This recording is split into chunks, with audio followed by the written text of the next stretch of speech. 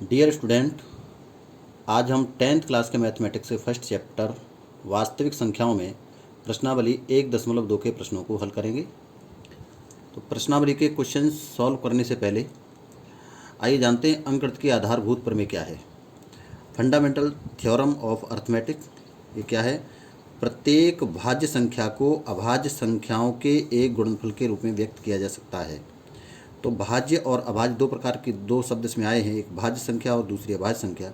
तो समझ लेते हैं कि भाज्य संख्या क्या होती है और अभाज्य संख्या क्या होती है। अभाज्य संख्या का मतलब है कोई संख्या यदि एक से विभाजित है और स्वयं से विभाजित है तो उसे हम अभाज्य संख्या कहेंगे। जैसे टू या तो एक से विभाजित होगा या फिर स्वयं दो से विभाजित होगा। थ्री एक से विभाजित या स्वयं दो से विभाजित होगा, वो तीन से विभाजित होगा। इसी प्रकार से 5, 7, 11 इस प्रकार की संख्याएं हैं, या तो स्वयं से विभाजित हों या फिर एक से विभाजित हों तो उन्हें हम अभाज्य संख्याएं कहते हैं। भाज्य संख्याएं क्या होती हैं? जो संख्याएं एक और स्वयं से विभाजित होने के अतिरिक्त अन्य किसी संख्या से विभाजित हो जाएं। जैसे हमारे पास 4, तो 4 है वो एक से भी विभाजित है, दो से भी विभाजित है और चार से भी विभाजित है। तो यानी एक और चार के अतिरिक्त दो से भी विभाजित हो रहा है, तो इसका मतलब 4 क्या है? भाज्य संख्या। इसी प्रकार 6, 8 ये जो संख्या है 9 ये संख्या कैसी संख्या कहलाएंगी? भाज्य संख्याएं, जो एक और स्वयं के अतिरिक्त अन्य किसी संख्या से विभाजित हो जाए तो उनको हम भाज्य संख्याएं कहते हैं। तो क्या लिखा है इसमें? प्रत्येक भाज्य संख्या को अभाज्य संख्याओं के गुणनफल के रूप में व्यक्त कर सकते हैं। जो भाज्य संख्या है उसको हम अभाज्य संख्या के गुणनफल के रूप में लिख सकते हैं, और तथा यह गुणनखंडन अभाज्य गुणनखंडों के आने वाले क्रम के बिना अद्वितीय होता है। जैसे कोई भाज्य संख्या लें, हमारे पास कोई भाज्य संख्या है 6, इसको हम अभाज्य संख्याओं के गुणनफल के रूप में लिख सकते हैं। जैसे 2 × 3, तो 6 को हम 2 × 3 लिख सकते हैं। 2 भी अभाज्य है और 3 भी अभाज्य है, तो अभाज्य संख्याओं के गुणनफल के रूप में 6 को लिख दिया। अब क्या लिखा है? गुणनखंडों के आने वाले क्रम के बिना। क्रम से क्या तात्पर्य है? जैसे यहाँ 2 × 3 लिखा है तो हम इसे 3 × 2 लिख दें, तब भी इसका मान 6 ही रहेगा। यानी 6 के अभाज्य गुणनखंड या तो 2 × 3 या 3 × 2। आने वाले क्रम के बिना, यानी क्रम का इसमें कोई विशेष महत्व नहीं है। जैसे 3 × 2 लिखें चाहे 2 × 3 लिखें, बिना अद्वितीय होता है। अद्वितीय का मतलब है 6 के अभाज्य गुणनखंड 2 और 3 ही होंगे। अद्वितीय यानी अद्वितीय, कोई दूसरा गुणनखंड इसके नहीं होंगे, 2 या 3। ठीक है, तो अद्वितीय का मतलब है 6 के जो अभाज्य गुणनखंड आए वो 2 × 3 किसी भी संख्या के अभाज्य गुणनखंड अद्वितीय होते हैं। तो इस प्रमेय को जानने के बाद आइए जानते हैं एक्सरसाइज 1.2 के क्वेश्चंस। तो प्रश्नावली 1.2 का पहला क्वेश्चन है, निम्न के संख्याओं को अभाज्य गुणनखंडों के गुणनफल के रूप में व्यक्त कीजिए। पहला पार्ट है 140, इसको हमें अभाज्य गुणनखंडों के गुणनफल के रूप में लिखना है। तो 140 के हम करेंगे गुणनखंड। कैसे करेंगे? यहाँ लिख लेंगे 140। सबसे छोटी अभाज्य संख्या क्या है? 2। तो सबसे पहले इसमें 2 का भाग देंगे, और 2 का भाग चला नहीं अगर जाता है तो 3 से, फिर 5 से, 7 से, इसी प्रकार से आगे बढ़ते जाएंगे। तो सबसे पहले 2 से डिवाइड करें तो 2 से इसमें भाग चला जाएगा, 70 आ जाएगा, 2 7 14। फिर 2 से विभाजित करें, 2 3 6, 2 5 10। अब इसमें भाग देंगे 3 से, 3 से भाग नहीं जाता है तो 5 से देंगे, 5 7 35, फिर 7 से विभाजित होगा, 7 1 7। तो 140 के अभाज्य गुणनखंड क्या आ गए? 140 = 2 आया है कितनी बार? 2 बार। तो हम लिखेंगे 2 की घात 2 × 5 × 7। तो ये हो जाएंगे इसके 140 के अभाज्य गुणनखंड, और ये आपका आंसर हो जाएगा। Second part 156। इसी प्रकार 156 के हम अभाज्य गुणनखंड निकालेंगे। तो 2 से डिवाइड करें, 2 7 14, 2 8 16। फिर 2 से डिवाइड करें, 2 3 6, 2 9 18। 3 से भाग चला जाएगा, 3 1 3 3 3 9। फिर ये 13 से विभाजित होगा, 13 1 13। तो 156 के अभाज्य गुणनखंड क्या हो गए? 156 के 2 आया है 2 बार, तो 2 की घात 2 × 3 इंटू 13 और ये कहलाएगा आंसर। अगला पार्ट है 3825। इसके हमें अभाज्य गुणनखंड प्राप्त करने हैं। तो ये 2 से विभाजित नहीं होगा, तो इसमें भाग दे दें 3 से। 3 एकम 3, 3 दूनी 6, 3 सते 21, 3 पंजे 15। फिर 3 से विभाजित करें। 3 चौके 12, 3 दूनी 6, 3 पंजे 15। फिर ये 3 से विभाजित करें से 3 से 3 एकम 3 और 12, तो ये 3 से विभाजित नहीं होगा, भाग दे दें 5 से। 3 से नहीं कटेगा तो 5 से विभाजित करेंगे। 5 अट्ठे 40, 5 पंजे 25। फिर 5 से भाग दें तो 5 एकम 5 और 5 सत्ते 35। अब 17 केवल 17 से ही कटेगा, तो 1 यहाँ जाएगा 1। तो 3825 के अभाज्य गुणनखंड क्या हुए? 3825 इक्वल टू 3 आया 2 बार, 5 आया 2 बार, तो 3 की घात 2 इंटू 5 की पावर 2 इंटू 17 ये हो जाएगा आंसर। और ये अभाज्य गुणनखंडों के गुणनफल के रूप में इसको इस प्रकार से व्यक्त करेंगे। अगला पार्ट है 5005। तो सबसे पहले ये 5 से डिवाइड होगा, तो 5 एकम 5। अब इसमें भाग जाएगा 7 से। 7 से भाग दे दें। 7 एकम 7, 7 चौक 28, तो 7 तिये 21। भाग जाएगा 13 से। 13 एकम 13, 13 एकम 13, 11 से कट जाएगा। 11 से भाग दे दें, तो 11 एकम 11 और 11 तिये 33। फिर से 13 से डिवाइड करेंगे। 13 एकम 13, तो 5005 के अभाज्य गुणनखंड क्या हो गए? 5 इंटू 7 इंटू 11 इंटू 13, ये हो जाएगा आंसर। अगला पार्ट है 7429। इसके बाद गुणनखंड करें तो ये कटेगा आपका 17 से। अभाज्य संख्या 17 से उसमें भाग देंगे, तो 17 चौके 68, 17 तिक 51, 17 सत्ते 119। फिर ये भाग जाएगा इसमें 19 से। 19 दूनी 38, 19 30 57 और काट देंगे 23 से। 23 एकम 23, तो 7429 के अभाज्य गुणनखंड क्या होगा? 17 इंटू 19 इंटू 23, ये आंसर हो जाएगा। अगला क्वेश्चन है पूर्णांकों के निम्नलिखित युग्मों के एचसीएफ तथा एलसीएम ज्ञात कीजिए तथा इसकी जांच कीजिए कि 2 संख्याओं का गुणनफल equal to HCF into LCM है। तो इसका पहला पार्ट है 26 और 91। इसका हमें अभाज्य इसकी हमें पूर्णांकों के युग्मों के एचसीएफ और एलसीएम ज्ञात करने हैं। तो सबसे पहले हम 29 और 91 के यहाँ 26 है, 26 और 91 के अभाज्य गुणनखंड प्राप्त करें। तो 26 के अभाज्य गुणनखंड क्या होंगे? 2, यहाँ जाएगा 13, 13 से डिवाइड कर देंगे तो 1। तो 26 के अभाज्य गुणनखंड हो गए 2 इंटू 13। इसी प्रकार से 91 के अभाज्य गुणनखंड निकालें, तो 7 से डिवाइड कर दें इसे। 7 एकम 7, 7 एकम 7 और 7 21। अब ये 13 से डिवाइड होगा तो 1। तो 91 के अभाज्य गुणनखंड हो गए 7 इंटू 13। अब हमें निकालना इसका एलसीएम और एचसीएफ।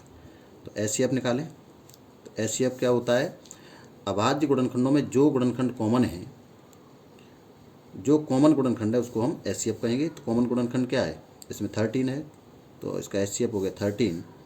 और एलसीएम जो कॉमन गुणनखंड है उसको तो लिखना ही है, जो गुणनखंड नहीं मिलता उसको भी लिखेंगे। 2 नहीं मिलता है 2 को लिखें, 7 इसको भी लिखें, और 13 कॉमन है तो इसको एक बार लिख देंगे। इसका कर लेंगे मल्टीप्लाई, तो ये हो जाएगा 14 इंटू 13 और ये आपका आ जाएगा 182। अब हमें जांच करनी है कि संख्याओं का गुणनफल एलसीएम और एचसीएफ के गुणनफल के बराबर है। तो संख्याओं का गुणनफल निकाल लें। संख्याओं का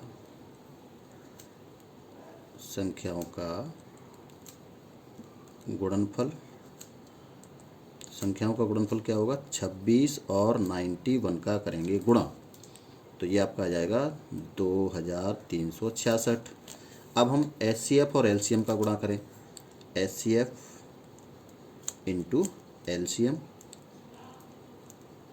यानी महत्तम समावर्तक और लघुत्तम समावर्तक का गुणा करेंगे।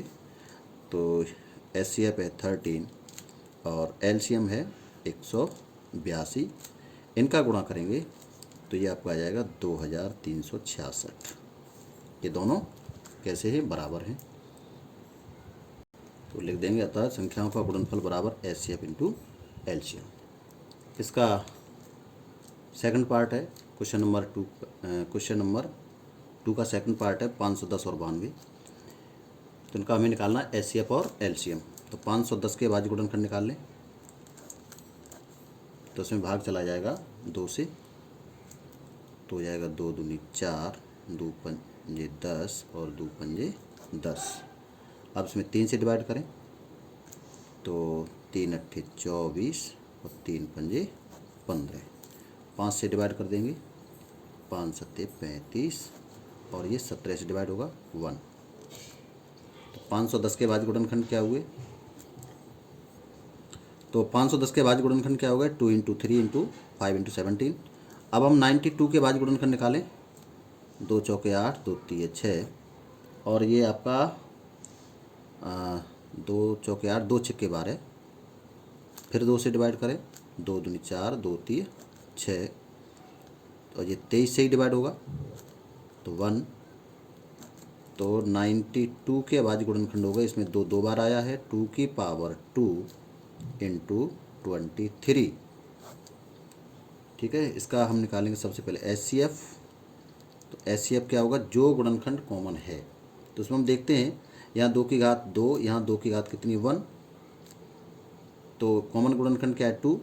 या फिर ये देखें इसकी घात कम घात वाला यहाँ लिखेंगे पद, गुणनखंड कम घात वाला लिखेंगे तो यहाँ 2 की घात 1 है तो यहाँ 2 इसका हो जाएगा HCF। अब LCM निकालें। LCM क्या होगा? जो गुणनखंड कॉमन मिलता है उसको तो लिखना ही है। 2 मिलता है, 2 की घात 2 लिखी जाएगी बड़ी घात LCM में। और उसके बाद में 3 नहीं मिलता, इसको भी लिखेंगे, 5 लिखेंगे, 17 लिखेंगे और 23 लिखेंगे और इनका कर लेंगे मल्टीप्लाई। इनका जब गुणा करेंगे तो आपका आ जाएगा 23,460। कितना आ जाएगा? 23,460। अब संख्याओं का गुणा निकालें। संख्याओं का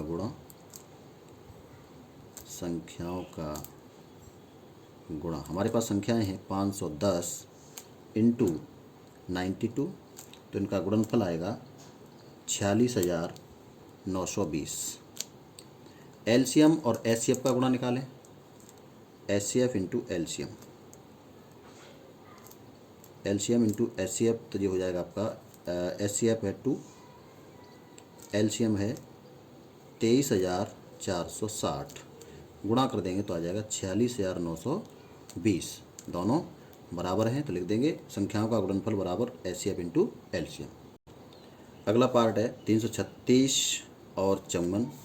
तो हम 336 के अभाज्य गुणनखंड प्राप्त करें तो उसे 2 से डिवाइड कर दें तो जाएगा 2 एकम 2, 2 छिक्के 12, 2 अट्ठे 16। फिर 2 से डिवाइड करें, 2 अट्ठे 16, 2 चौके 8। फिर 2 से डिवाइड कर दें, 2 दूनी 4, 2 चौके 8, 2 दूनी 4 और फिर 2 से डिवाइड कर देंगे, 2 दूनी 4, 2 एकम 2। अब 3 से भाग दे देंगे, 3 सत्ते 21 और 7 एकम 7। ठीक है, तो 336 के भाज्य गुणनखंड क्या हुए? 2 कितनी बार आए? 1 2 3 4। 2 की पावर 4 इंटू 3 इंटू 7। अब निकाल लें 54 के अभाज्य गुणनखंड। तो 2 2 दूनी 4, 2 सत्ते 14, 3 निम 27, 3 तिये 9, 3 एकम 3। ठीक है, तो इसके अभाज्य गुणनखंड क्या हुए? 54 के हो गए 2 इंटू 3 की पावर 3 इन, हाँ बस इतना ही रहेगा, 2 इंटू 3 की पावर 3। इसका HCF निकालेंगे। HCF क्या होगा? कॉमन गुणनखंड। तो यहाँ 2 की घात 4 है, यहाँ 2 की घात 1 है, तो HCF के लिए छोटी घात लिखी जाती है, 2 लिखेंगे। यहाँ पर 3 की पावर 1 या 3 की पावर 3, तो इसमें छोटी घात 3, तो ये हो जाएगा इसका HCF 6, 2 तिये 6। LCM निकालेंगे तो LCM के लिए यहाँ 2 की घात 4 या 2 की घात 1, तो बड़ी घात को लिखेंगे 2 की पावर 4 लिखेंगे। 3 की घात 1, 3 की घात 3, तो यहाँ लिखा जाती है 3 की पावर 3 इंटू 7। तो इनका गुणा कर देंगे, यह आ जाएगा 16 इंटू 27 इंटू 7, और कर देंगे इनका गुणा, तो गुणनफल आ जाएगा 3024। अब संख्याओं का गुणा निकालें। संख्याओं का गुणा, तो दोनों संख्याओं का गुणा 336 का और 54 का गुणा करेंगे तो आपका आएगा 18,144। एचसीएफ और एलसीएम का गुणा करें। HCF into LCM equal to, HCF आपका 6, एलसीएम है 3024, इनका गुणा करेंगे 6 चौके 24, 6 दूनी 12 14 और 6 तिये 18, 18,144। तो ये दोनों कैसे हैं, सेम है। तो संख्याओं का गुणा बराबर एचसीएफ इंटू एलसीएफ। अगला क्वेश्चन है, अभाज्य गुणनखंड विधि द्वारा निम्नलिखित पूर्णांकों के एचसीएफ और एलसीएम ज्ञात कीजिए। तो इसका पहला पार्ट है 12, 15 और 21 का हमें एलसीएम और एचसीएफ ज्ञात करना है। तो हम सबसे पहले 12 के अभाज्य गुणनखंड प्राइम फैक्टर निकालें। तो इसका 2 से डिवाइड कर देंगे 6, 2 से डिवाइड कर देंगे 3, और ये हो जाएगा 3, 1। तो 12 के अभाज्य गुणनखंड क्या हुआ, 2 की पावर 2 इंटू 3। अब निकाल लें 15 के अभाज्य गुणनखंड, तो हो जाएगा 3, 5, 5, 1। तो ये हो जाएगा आपका 15 इक्वल टू 3 इंटू 5। अब निकाल लें 21 के अभाज्य गुणनखंड, तो 3 सत्ते 21, तो ये हो जाएगा 21 इक्वल टू 3 इंटू 7। अब इसका निकालना हमें एचसीएफ और एलसीएम। तो एचसीएफ निकालें। एचसीएफ में देखते हैं, इसमें तीनों में कोई गुणनखंड कॉमन दिखाई नहीं दे रहा है, तो इसका जो एचसीएफ होगा वो 1 होगा। चाहे तो यहाँ लिख सकते हैं इंटू 1 इंटू 1, चूँकि 1 का किसी संख्या मल्टीप्लाई करें तो वही संख्या रहती है। तो इसका एचसीएफ कितना हो जाएगा 1। और एलसीएम इसमें देखें 2 की पावर 2 और 2 की पावर 2 कहीं है ही नहीं इसमें, तो 2 की पावर 2 लिखेंगे। 3, 3, 3, सॉरी यहाँ पर एचसीएफ 3 मिलता है कॉमन तीनों में, 3, 3, 3। तो इसका जो एचसीएफ होगा कितना होगा, 3 होगा। और इसमें 2 की पावर 2 लिख लेंगे, 3 कॉमन मिलता है तो 3 लिख लेंगे, और 5 लिखेंगे और 7 भी लिखेंगे। ठीक है, तो यहाँ पर इनका गुणा कर देंगे। तो गुणा करने के बाद में आ जाएगा 4, 3, 5 और 7, इनका गुणा करने के बाद आ जाएगा 420। तो एचसीएफ का मतलब है तीनों में जो गुणनखंड कॉमन हो। एलसीएम का मतलब है बड़ी घात लिखेंगे यहाँ पर, जैसे 2 जो गुणनखंड कॉमन है उसको भी लिखेंगे, जो नहीं है उसको भी लिख करके गुणा करेंगे तो हम एलसीएम निकाल लेंगे। अब हम संख्याओं, ये आपका हो जाएगा एचसीएफ और ये हो जाएगा एलसीएम, यही हमें ज्ञात करना था। इसका सेकंड पार्ट है 17, 23 और 29 का हमें एचसीएफ और एलसीएम निकालना है। तो 17 के अभाज्य गुणनखंड अगर करेंगे तो 1 इंटू 17, चूँकि 17 स्वयं एक अभाज्य संख्या है तो इसका जो गुणनखंड होंगे 1 इंटू 70, ऐसे लिखें इसे। 23 भी अभाज्य संख्या है तो इसको लिखें 1 इंटू 23। 29 है तो उसको लिख लें 1 इंटू 29। इसका एचसीएफ निकालेंगे तो एचसीएफ हो जाएगा 1, और एलसीएम होगा 17 इंटू 23 इंटू 29। तो ये हो जाएगा आपका 11,339। तो एचसीएफ हो गया, ये एलसीएम हो गया। अगला इसका पार्ट है 8, 9 और 25 का अभाज्य गुणनखंड विधि द्वारा एचसीएफ और एलसीएम निकालना है। तो 8 के फैक्टर कर लेंगे 2 इंटू 2 इंटू 2, 2 इंटू 2 इंटू 2, या ऐसे 2 की पावर 3 लिखें। 9 के हो जाएंगे 3 इंटू 3, ये हो जाएगा 3 की पावर 2। और 25 के हो जाएंगे 5 इंटू 5, 5 की पावर 2। इसका निकालना है एचसीएफ और एलसीएम। HCF के लिए देखें कोई कॉमन गुणनखंड इसमें दिखाई दे रहा नहीं है, तो जब कोई कॉमन गुणनखंड नहीं मिले तो इसका HCF होगा 1। एलसीएम क्या होगा, एलसीएम हो जाएगा 2 की पावर 2 यानी 8 2 इंटू 9 इंटू 25, इनका गुणा कर लेंगे तो आ जाएगा आपका 1800 1800। तो ये हो गया एलसीएम, तो ये हो जाएगा HCF।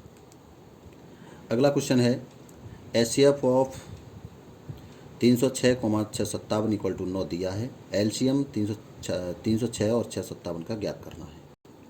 संख्याएं दी हैं 306 और 657, इनका HCF दिया है 9।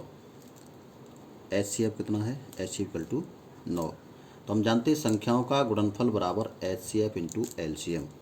तो HCF into LCM equal to संख्याओं का गुणा, संख्याओं का गुणा। तो ये हो जाएगा आपका 306 इंटू 657। यहाँ से HCF की जगह लिख देंगे 9, तो 9 into LCM equal to 306 into 657। यहाँ से एलसीएम निकालेंगे तो ये गुणा इधर पक्षांतर करेंगे तो ये भाग में चला जाएगा। 306 इंटू 657 बटे 9, भाग दे देंगे। 9 3 27, 9 4 36, ये कट जाएगा 34 बार इंटू 657, इनका गुणा कर देंगे तो आ जाएगा 22,338। ये हो जाएगा आपका आंसर। अगला क्वेश्चन है जांच कीजिए क्या किसी प्राकृतिक संख्या n के लिए 6 की पावर n अंक 0 पर समाप्त हो सकती है। तो बताना है 6 की पावर n, जहाँ n क्या है, प्राकृतिक संख्या है। ये जो संख्या है क्या 0 पर समाप्त हो सकती है। तो ध्यान देंगे किसी संख्या को 0 पर समाप्त का मतलब उसका इकाई अंक 0। अगर इकाई अंक 0 है तो वह संख्या 2 से और 5 से विभाजित होगी। जैसे ले लें 10, तो उसके गुणनखंड क्या होंगे 2 इंटू 5, तो ये 2 से विभाजित और 5 से विभाजित है। तो किसी भी संख्या को 0 पर समाप्त अगर होती है तो वो निश्चित रूप से 5 से विभाजित होगी और 2 से भी विभाजित होगी। तो हम 6 के बाद गुणनखंड करें, 6 के बाद गुणनखंड होंगे 2 इंटू 3। अब इसके अभाज्य गुणनखंड में 2 तो है लेकिन 5 नहीं है, तो इस 0 पर समाप्त होने के लिए 6 के अभाज्य गुण, इसके संख्या के अभाज्य गुणनखंड में 5 का होना आवश्यक है। तो यहाँ लिख देंगे यदि संख्या 6 की पावर n 0 पर समाप्त होती है तो उसके अभाज्य गुणनखंड में 5 आना चाहिए। अब इसके अभाज्य गुणनखंड में 5 है नहीं, तो इसका मतलब ये संभव नहीं है कि संख्या 6 की पावर n 0 पर समाप्त होगी। तो 0 पर समाप्त नहीं होगी, लिख देंगे 6 की पावर n संख्या 0 पर समाप्त नहीं होगी। यहाँ पर बच्चों 6 की पावर n, जैसे n प्राकृतिक संख्या है तो ये इस प्रकार संख्याएं होंगी। जैसे 1 लिख देंगे तो 6 आएगा, 6 की पावर 2 लिख देंगे तो 36 आ जाएगा, 6 की पावर 3 लिख देंगे तो 216 आ जाएगा। इस प्रकार से और भी संख्या, जितनी भी संख्याएं होंगी, यानी 6 की पावर n से जो हमें n बराबर 1 2 3 4 5 लिखने पर संख्याएं प्राप्त होंगी, वो संख्याएं 0 पर समाप्त नहीं होती हैं। तो इसका मतलब हुआ अतः संख्या जो 6 की पावर n है वो 0 पर समाप्त नहीं होगी। एक्सरसाइज का लास्ट क्वेश्चन है किसी खेल के मैदान के चारों ओर वृत्ताकार पथ है। इस मैदान का एक चक्कर लगाने में सोनिया को 18 मिनट लगते हैं, जब किसी मैदान का एक चक्कर लगाने में रवि को 12 मिनट लगते हैं। मान लीजिए वे दोनों एक ही स्थान तो एक ही समय पर चलना प्रारंभ करके एक ही दिशा में चलते हैं, कितने समय बाद पुनः प्रारंभिक स्थान पर मिलेंगे। तो सोनिया को वृत्ताकार पथ का एक चक्कर लगाने में समय लगता है 18 मिनट और रवि को लगते हैं 12 मिनट। सोनिया को एक चक्कर लगाने में जो समय लगा 18 मिनट और रवि को एक चक्कर लगाने में जो समय लगा है वो 12 मिनट है। सोनिया और रवि एक ही समय चलना प्रारंभ करते हैं और एक ही दिशा में चलते हैं, इसलिए हम क्या करेंगे, इन दोनों समयों का निकाल लेंगे एलसीएम। तो जो एलसीएम होगा, जो एलसीएम आएगा उतने समय बाद सोनिया और रवि एक दूसरे को प्रारंभिक स्थान पर मिलेंगे। तो 18 के अभाज्य गुणनखंड कर लें। 18 के अभाज्य गुणनखंड क्या होंगे, 18 के अभाज्य गुणनखंड होंगे 2 इंटू 3 इंटू 3 और 12 के अभाज्य गुणनखंड हो जाएंगे 2 इंटू 2 इंटू 3, इनका निकाल लेंगे एलसीएम। एलसीएम कितना होगा, 2 कॉमन है 3 कॉमन है, तो 2 इंटू 3, 3 नहीं मिला 3 और ये 2 नहीं मिला तो उसको लिख देंगे 2, इनका गुणा कर देंगे तो ये आ जाएगा 36। तो सोनिया और रवि एक दूसरे को प्रारंभिक स्थान पर 36 मिनट बाद मिलेंगे, तो यहाँ लिख देंगे अतः सोनिया और रवि 36 मिनट बाद प्रारंभिक स्थान पर मिलेंगे, और ये आपका आंसर हो जाएगा। इस प्रकार ये प्रश्नावली पूरी होती है और आशा करता हूँ ये आप लोगों को समझ में आई होगी। अगली एक्सरसाइज अगली वीडियो में।